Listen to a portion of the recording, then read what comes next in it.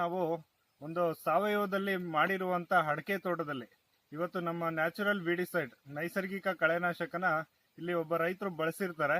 ಒಂದು ಒಳ್ಳೆ ರಿಸಲ್ಟ್ ನ ಕಂಡಿದ್ದಾರೆ ರೈತರು. ಅವರು ಸ್ಯಾಟಿಸ್ಫ್ಯಾಕ್ಷನ್ ಆಗಿ ಇವತ್ತು ಅವ್ರ ತೋಟಕ್ಕೆ ಕರೆದಿದ್ದಾರೆ. ನಾವು ಇಲ್ಲಿ ಬಂದು ಇವತ್ತು ಆ ರೈತರನ್ನ ಮಾತಾಡಿ ಒಂದು ಒಪಿನಿಯನ್ ಏನಿದೆ ಅಂತ ತಿಳ್ಕೊಳ್ಳೋದಕ್ಕೋಸ್ಕರ ನಾನು ಆ ತೋಟಕ್ಕೆ ಬಂದಿದ್ದೀನಿ. ಆ ರೈತರನ್ನ ಪರಿಚಯ ಮಾಡಿಕೊಂಡು ಯಾವ ತರ ಒಣಗಿದೆ ಅನ್ನೋದನ್ನ ನಾವು ಇಲ್ಲಿ ನೋಡೋಣ. ಬನ್ನಿ ಮಾತಾಡೋಣ. ಸರ್ ನಮಸ್ತೆ. ಸರ್ ನಮಸ್ತೆ. ತಮ್ಮ ಹೆಸರು ಸರ್? ನನ್ನ ಹೆಸರು ಮಲ್ಲಿಕಾರ್ಜುನ್ ಅಂತ, ಶಿಕಾರಿಪುರ ತಾಲೂಕ್ ಬಿಳಿಕಿ ಗ್ರಾಮದ ಒಬ್ಬ ರೈತರು. ವಿಲೇಜ್ ಸರ್ ಇದು? ಬಿಳಿಕಿ ಸರ್, ಬಿಳಿಕಿ ವಿಲೇಜ್, ಶಿಕಾರಿಪುರ ತಾಲೂಕು. ಸರ್, ನಮ್ ನೈಸರ್ಗಿಕ ಕಳೆನಾಶಕನ ನಿಮ್ಮ ಅಡಕೆ ತೋಟದಲ್ಲಿ ಬಳಸಿದ್ರಲ್ಲ, ಓಕೆ ಸರ್. ಯಾವ ತರ ಇದೆ ಅದು ರಿಸಲ್ಟ್? ಯಾವ ತರ ನಿಮ್ಗೆ ಗೊತ್ತಾಯ್ತು ಪ್ರಾಡಕ್ಟ್? ಸರ್, ಅದು ನಾವು ಯೂಟ್ಯೂಬ್ ಅಲ್ಲಿ ಡೈಲಿ ಸಂಜೆ ಕೂತಾಗ ನೋಡ್ತಾ ಇರ್ತೀವಿ ಅಗ್ರಿಕಲ್ಚರ್ ಬಗ್ಗೆ ಯಾವ್ದಿದೆ ಏನಿದೆ. ನಾವೆಲ್ಲ ಹಿಂದೆ ಕೆಮಿಕಲ್ ಅಲ್ಲಿ ಹೋಗ್ಬಿಟ್ಟು ಸುಮಾರು ಹಾಳಾಗಿದ್ದೀವಿ ತೋಟಗಳನ್ನ. ಹೌದು. ಆಗ ನೋಡ್ತಾ ಬಂದಾಗ ನಮಗೆ ಒಂದು ನೈಸರ್ಗಿಕ ಕಳೆನಾಶಕ ಅನ್ನೋದು ಬೇಕಾಗಿತ್ತು. ಅದು ಕಂಡಾಗ ಅದರಲ್ಲಿ ಅಡ್ರೆಸ್ ಹುಡುಕ್ಬಿಟ್ಟು ತಮ್ಗಳಿಗೆ ಫೋನ್ ಮಾಡಿ, ಮತ್ತೆ ಬೆಂಗಳೂರು ಅಂದ್ರು, ಮತ್ತೆ ದೊಡ್ಡಬಳ್ಳಾಪುರ ಅಂದ್ರು.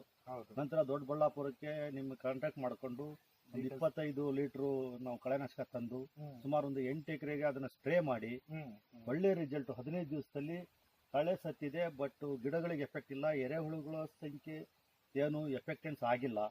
ಕಳೆ ಸಾಯೋದ್ರಿಂದ ಅದು ಗೊಬ್ಬರ ಆಗ್ತದೆ ಅನ್ನೋದು ನಮ್ಗೆ ಕನ್ಫರ್ಮ್ ಆಗ್ತಾ ಇದೆ. ನಾವು ಯಾಕೆ ಅಂದ್ರೆ ಹಿಂದೆಲ್ಲ ನಾವು ರೌಂಡ್ ಅಪ್ ಹೊಡಿತಕ್ಕಂಥವ್ರು, ಹೊಡೆದಾಗ ಹರಳುಗಳು ಉದುರೋದು ಅವೆಲ್ಲವನ್ನು ನಾವು ಕಂಡಿದ್ದೀವಿ. ಆದ್ರೆ ಇದರಲ್ಲಿ ಇಲ್ಲ ಅಂತಕ್ಕಂಥದ್ದು ನಮಗೆ ಕನ್ಫರ್ಮ್ ಆಗ್ತಾ ಇದೆ. ಆಗ್ತಾ ಬರ್ತಾ ಇದೆ. ಹೊಸದಾಗಿ 25 ಲೀಟರ್ ಒಂದೇ ಸಲ ತಂದು ಹೊಡೆದಿದ್ದೀನಿ, ರಿಸಲ್ಟ್ ಇದೆ. ಬಟ್ ಎಲ್ಲಾ ರೈತರು ಇದನ್ನು ಉಪಯೋಗಿಸೋದ್ರಿಂದ ಒಂದು ಒಳ್ಳೆ ರೈತರಿಗೆ ಮಾರ್ಗದರ್ಶಕ ಆಗ್ಬೋದು, ಒಂದು ರೈತ ಉಳಿಬಹುದು, ಭೂಮಿ ತಾಯಿನೂ ಉಳಿಸಬಹುದು. ಹೌದು. ಇವತ್ತು ಏನ್ ಮಾಡ್ತಿದ್ರೆ ಜನ ಅಂದ್ರೆ ಕೆಮಿಕಲ್ಸ್ ತಗೊಂಬಂದು ಬಳಸೋದ್ರಿಂದ ಏನಾಗುತ್ತೆ, ಮಣ್ಣಿನ ಜೀವಿಗಳೆಲ್ಲ ಸಾಯುತ್ತೆ. ಮಣ್ಣಿನ ಜೀವಿಗಳು ಸತ್ತು ಬೆಳೆಗೆ ರೋಗ ಜಾಸ್ತಿ ಆಗುತ್ತೆ, ಹೀಲ್ಡಿಂಗ್ ಕಡಿಮೆ ಆಗುತ್ತೆ, ಮಣ್ಣು ಬಂದು ಗಡಸಾಗುತ್ತೆ. ಗಡಸಾದಾಗ ನೀರು ಹಿಡಿದಿಟ್ಕೊಳ್ಳೋ ಶಕ್ತಿ ಹೊರಟೋಗುತ್ತೆ ಮಣ್ಣಿಗೆ. ಆಗ ಏನಾಗುತ್ತೆ, ಹೀಲ್ಡು ಕಡಿಮೆ ಆಗುತ್ತೆ, ರೋಗನೂ ಜಾಸ್ತಿ ಆಗುತ್ತೆ. ಇವತ್ತು ಎಲ್ಲ ಅದು ಒಂದು ನಾವು ನೈಸರ್ಗಿಕವಾಗಿ ಕಂಡು ಹಿಡಿಬೇಕು ಅಂದಾಗ ಅದರಲ್ಲಿ ನಮಗೆ ಬರ್ತಕ್ಕಂಥದ್ದೇ ಬರೀ ಗೋಮೂತ್ರದ ಸ್ಮೆಲ್ ಬರ್ತಾ ಇದೆ. ಗೋಮೂತ್ರ ಹರ್ಬಲ್ಸ್ ಅದರಲ್ಲಿ ಇದೆ, ಇದು ಸಾವಯವ ಅನ್ನೋದು ನಮಗೆ ಅವತ್ತೇ ಖಚಿತ ಆಗಿ ನಾನು 25 ಲೀಟರ್ನು ಒಂದೇ 2-3 ದಿವಸದಲ್ಲಿ ಸ್ಪ್ರೇ ಕೊಟ್ಟಿದ್ದೆ. ಕೊಟ್ಟು ಒಂದು 15 ದಿವಸ ನೀರು ಬಿಡ್ಲಿಲ್ಲ. ಒಳ್ಳೆ ಚೆನ್ನಾಗಿ ಸತ್ತಿದೆ, ಒಳ್ಳೆ ಕಳೆ ಎಲ್ಲ ಸ್ವಚ್ಛಾಗಿದೆ. ಸಾಕು, ವರ್ಷದಲ್ಲಿ ಒಂದ್ಸಲ 2 ಸಲ ಹಿಂಗ್ ಹೊಡಿತಾ ಇದ್ರೆ ತೋಟ ಸ್ವಚ್ಛ ಇಡ್ಬೋದು. ಆಮೇಲೆ ಯಾವ ಹುಳುಗಳು, ಜೈವಿಕ ಹುಳ ಆಗ್ಲಿ ಯಾವಾಗ್ಲಿ ತೊಂದರೆ ಆಗಲ್ಲ ಅಂತ ಕನ್ಫರ್ಮ್ ಆಗ್ತಾ ಇದೆ ನಮಗೀಗ. ಅದನ್ನೇ ಯೂಸ್ ಮಾಡ್ಬೇಕು ಅಂತ ನಾವು ಮುಂದೆ ಅನ್ಕೊಂಡೇವಿ. ಎಲ್ಲಾ ರೈತರಿಗೂ ಅದನ್ನೇ ಹೇಳೋದು, ಏನೇ ಇದ್ರು ಇಂಥ ಸಾವಯವದ ಒಂದು ಮನುಷ್ಯ ಬರಬೇಕು. ಯಾಕಂದ್ರೆ ಬರದೇ ಇದ್ರೆ ರೈತರು ಮುಂದೆ ಈ ರೋಗಗಳ ತುತ್ತಾಗ್ತಾ ನಾವು ಹಾಳಾಗ್ತಾ ಹೋಗ್ತೇವೆ. ಇದು ಅಡಿಕೆ ಆಗ್ಲಿ, ಇನ್ನೊಂದು ಏನೇ ಇರ್ಲಿ, ಬೆಳೆಗಳು ದೀರ್ಘಾವಧಿಯ ಕಾಲದ ಈ ಬೆಳೆಗಳು, ಇವನ್ನೆಲ್ಲ ನಾವು ಮಕ್ಕಳಿಗೆ ಬೆಳೆದಿರ್ತಕ್ಕಂಥ ಬೆಳೆ. ಈಗಲೇ ನಾವು ಕೆಮಿಕಲ್ ಯೂಸ್ ಮಾಡಿ ಇದನ್ನ ಹಾಳು ಮಾಡೋದಕ್ಕಿಂತ ನೈಸರ್ಗಿಕವಾಗಿ ತಂದೆ ಕಾಲದಲ್ಲಿ ಏನು ಕೊಟ್ಟಿಗೆ ಗೊಬ್ಬರ ಹಾಕ್ತಿದ್ವಿ ಅದನ್ನ ಯೂಸ್ ಮಾಡ್ಕೊಂಡು ಈ ತರ ನೈಸರ್ಗಿಕ ಕಳೆನಾಶಕಗಳು, ಇದರಲ್ಲಿ ಗೋಮೂತ್ರ ಇರೋದೇ ಅದು ಇನ್ನೂ ಬಾಟ್ಲು ತೊಳೆದ್ರು ಸಹ ಸ್ಮೆಲ್ ಬರ್ತಾ ಇದೆ ಅನ್ನೋದೇ ಅದಕ್ಕೆ ಖಾತ್ರಿಯ ಒಂದು ವಿಚಾರ. ಹೌದು ಸರ್. ಇವತ್ತು ಆ ಗೋಮೂತ್ರ ಹರ್ಬಲ್ ನ ನಾವು ಕಳೆಗಳ ಮೇಲೆ ಸ್ಪ್ರೇ ಮಾಡೋದ್ರಿಂದ ಏನಾಗುತ್ತೆ, ಆ ಕಳೆಗಳು ಒಣಗ್ಲಿಲ್ಲ ಅಂದ್ರೂ ಆ ಗೋಮೂತ್ರ ಹರ್ಬಲ್ ಮಣ್ಣಿಗೆ ಬಿದ್ದಾದ್ಮೇಲೆ ಅದು ಫಲವತ್ತತೆ ಜಾಸ್ತಿ ಆಗುತ್ತೆ ಮಣ್ಣಿಂದು. ಪ್ಲಸ್ ಇದ್ರಲ್ಲಿ ಕಳೆನೂ ಒಣಗ್ತಾ ಇದೆ, ಎರಡು ವರ್ಕ್ ಆಗ್ತದೆ. ಕಳೆ ಒಣಗಿ ಡಿಕಂಪೋಸ್ ಆಗಿ ಅದು ಕಾಂಪೋಸ್ಟ್ ತರನೂ ಆಗ್ತಾ ಇದೆ. ಮಣ್ಣಿನ ಜೀವಿಗಳಿಗೂ ಯಾವ್ದು ಹಾನಿ ಆಗಲ್ಲ, ಬೆಳೆಗಳಿಗೂ ಹಾನಿ ಆಗಲ್ಲ, ಮಣ್ಣಿನ ಫಲವತ್ತತೆ ಹೆಚ್ಚಾಗುತ್ತೆ. ಹಂಗಾಗಿ ರೈತರು ಒಂದ್ಸರಿ ಇದನ್ನ ಬಳಸಿ ನೋಡ್ಬೇಕು. ಒಂದ್ಸರಿ ತರಿಸ್ಕೊಂಡು ನೋಡಿದ್ರೆ ನಿಮ್ಗೆ ಹೇಳಿ ಒಂದ್ಸಲ ತರೋದಕ್ಕಿಂತ ನಾನು ಒಂದೇ ಸಲನೇ 25 ಲೀಟರ್ ತರ್ಸ್ಕೊಂಡ್ಬಿಟ್ಟು ಸ್ಪ್ರೇ ಮಾಡಿದ್ದೀನಿ. ಅಂದ್ರೆ ನಂಬಿಕೆ ಇರಬೇಕು.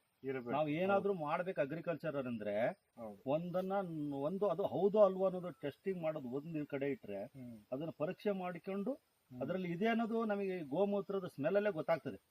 ಪಕ್ಕ ಹರ್ಬಲ್ ಅಂತಾನೆ ಗೊತ್ತಾಗ್ಬಿಡುತ್ತೆ. ಹೌದು ಸರ್. ಮತ್ತೆ ಇವಾಗ ಕೆಲವು ಕಡೆ ಎಲ್ಲ ಲೇಬರ್ಸ್ ಸಿಗಲ್ಲ, ಲೇಬರ್ ಖರ್ಚು ಜಾಸ್ತಿ.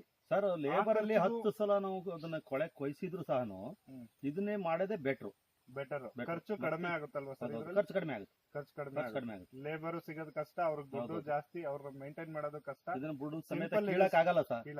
ಲೇಬರ್ ಅಲ್ಲಿ ಬುಡು ಸಮೇತ ಕೀಳಕ್ ಆಗಲ್ಲ. ಆಮೇಲೆ ಇದರಿಂದ ಎಫೆಕ್ಟೆನ್ಸ್ ಬೆಳೆಗಿಲ್ಲ ಅಂದ್ರೆ ಅದು ಇದನ್ನ ಯೂಸ್ ಮಾಡೋದ್ರಿಂದ ಬೆಳೆಗೆ ಎಫೆಕ್ಟ್ ಇಲ್ಲ ಅನಿಸುತ್ತೆ. ಯಾಕಂದ್ರೆ ಇದು ಹರ್ಬಲ್ ಇರೋದೇನು ಸ್ಟಾರ್ಟಿಂಗ್ ಬಾಟ್ಲು ನಾವು ಮೂಮೆಂಟ್ ತೆಗಿಯುವಾಗಲೇ ಗೊತ್ತಾಗ್ತದೆ ಇದು ಹೌದು ಇದು ಸಾವಯವ ಇದೆ ಅನ್ನೋದು ಗೊತ್ತಾಗ್ತದೆ. ಹೌದು ಸರ್. ಬಟ್ ನಾನು ಯೂಸ್ ಮಾಡಿದ್ದೀನಿ 7.5 ಎಕರೆ ತೋಟಕ್ಕೆ ಯೂಸ್ ಮಾಡಿದ್ದೀನಿ ಈಗ.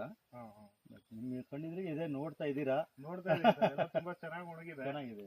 ಎಲ್ಲ ಇಲ್ಲಿ ಇದು ನೋಡಿಸ್ತೀವಿ. ಮಧ್ಯ ಮಧ್ಯ ಹಸಿರು ಕಾಣೋದಂದ್ರೆ ನಾವು ದನಗಳ ಮೇವದು ಡೈರಿ ಹುಲ್ಲದು, ಡೈರಿ ಹುಲ್ಲು. ಡೈರಿ ಹುಲ್ಲು. ಆ ಹುಲ್ಲನ್ನು ಬಿಟ್ಟು ಮಧ್ಯ ಮಧ್ಯ ಸ್ಪ್ರೇ ಕೊಟ್ಟಿದ್ದೀವಿ ನೋಡಿ, ಚೆನ್ನಾಗಿ ಸಾಯ್ತಾ ಇದೆ. ಬಟ್ ನೋಡಿಸ್ತೀನಿ ಸರ್, ಜನಗಳಿಗೂ ರೈತರಿಗೂ ಎಲ್ಲ ನೋಡ್ಲಿ ಒಣಗಿರೋದೆಲ್ಲ. ತೋರಿಸಿ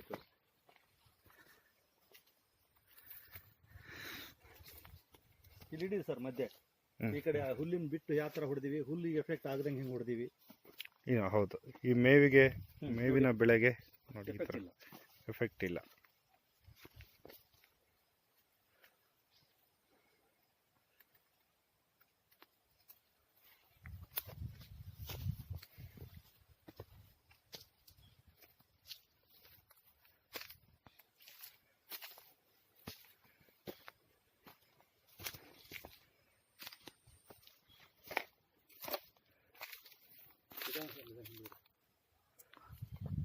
ಟೋಟಲ್ 14 ಎಕರೆ ಬೌಂಡ್ರಿ ಅಡಿಕೆ ತೋಟ. ನಮಸ್ತೆ, ಥ್ಯಾಂಕ್ ಯು ಸರ್. ಒಳ್ಳೆ ವಿಚಾರಗಳನ್ನ ತಿಳಿಸ್ಕೊಟ್ರಿ ಇವತ್ತು ರೈತರಿಗೆ. ಕೊನೆಯದಾಗಿ ರೈತರಿಗೆ ಒಂದು ವಿಚಾರ ಸಣ್ಣದಾಗಿ ಏನ್ ಹೇಳ್ಬೋದು ಸರ್? ಸಾವಯವ ನಾನು 16 ವರ್ಷದಿಂದ ರೈತನಾಗಿ ಅಗ್ರಿಕಲ್ಚರಿಗೆ ಬಂದಿದ್ದೀನಿ. Okay sir. ನನ್ನ ಅನುಭವದ ಪ್ರಕಾರ ನಾನು ಭತ್ತನೂ ಎಲ್ಲ 1000 ಚೀಲ ಬೆಳೆದೆ, ಎಲ್ಲದನ್ನು ಬೆಳೆದೆ. ಆದ್ರೆ ಕೆಮಿಕಲಿ ಹೋದಾಗ ನಾವು ಹಾಳಾಗ್ತವೆ ಅನ್ನೋ ಪರಿಜ್ಞಾನ ನನಗೆ ಬಂದು ಸಾವಯವದ ಕಡೆ ಬಂದಿದ್ದೀನಿ.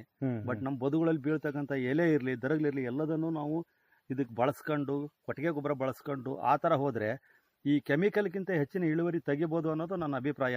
ಎಲ್ಲಾ ರೈತರು ಸಾವಯವದ ಕಡೆ ಬಂದ್ರೆ ನಾವು ಯಾವತ್ತೂ ಲೈಫಲ್ಲಿ ಒಂದು ಶಾಶ್ವತವಾಗಿ ಆರೋಗ್ಯ ಎಲ್ಲದರಿಂದನೂ ನಾವು ಸುಖವಾಗಿರ್ತೀವಿ ಅನ್ನೋದಕ್ಕೆ ಇದೊಂದು ಉದಾಹರಣೆಯಾಗಿ ಎಲ್ಲ ಜನತೆಗೂ ನಾನು ಮನವಿ ಮಾಡ್ಕೊಳ್ತಾ ಇದ್ದೀನಿ. Thank you sir. Okay sir.